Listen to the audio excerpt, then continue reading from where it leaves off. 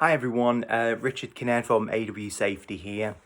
I just wanted to release a quick video where we are looking to release a series of these actually where we offer free help, support, advice on a number of topics, obviously all related to health and safety. So today we're going to do one, it's the 5 steps to risk assessment. You will have to bear with me, as I'm sure most of you know, especially if you know me, I'm not an expert. However, obviously our employed consultants are, so one of them's put this together for me, so please bear with me. So we've done it in 5 steps, as I mentioned. So we've got number 1, we need to identify the hazard. Now, this could be working at height, manual handling, for example.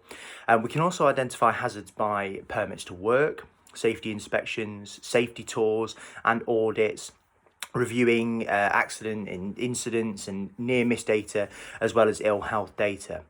Now, one of the best ways to identify hazards is actually to liaise with your operatives, your workforce. They will sometimes, obviously see things daily that you just won't notice because you just may not be in the, on the floor, or wherever obviously it is that you're doing the risk assessment. So it is really good to make sure you get them involved. Now, one of the other benefits of that is that they will actually feel involved. They will then, the morale will go up. We've, seen several instances where when we send out what we call a climate survey, which is an anonymous survey to to our clients, and they hand that out to the staff will pick up on things that our clients are quite surprised about. But then after that, there tends to be a change in culture towards, people thinking, okay, right, well, they are taking it seriously. And that really does make a big difference to your workforce. And I think you'd be surprised. So, like I say, get them involved. Excuse me. So number 2, decide who might be harmed. So this could include employees, visitors, police, HSE, EHO, trespassers, young persons, and the list goes on. They could be harmed by, for instance, slipping on a wet surface, lifting items that are too heavy, falling from height, as I mentioned earlier, and I'm sure you can think of many more that are relevant to your workplace.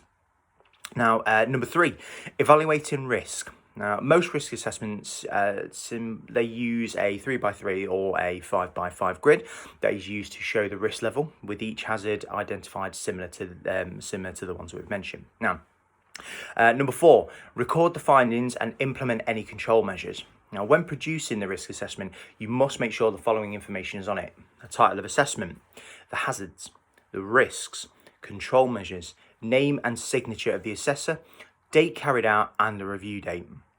The best control measures are to eliminate or substitute, reduce the number of times a task is carried out, introduce safe systems and permits.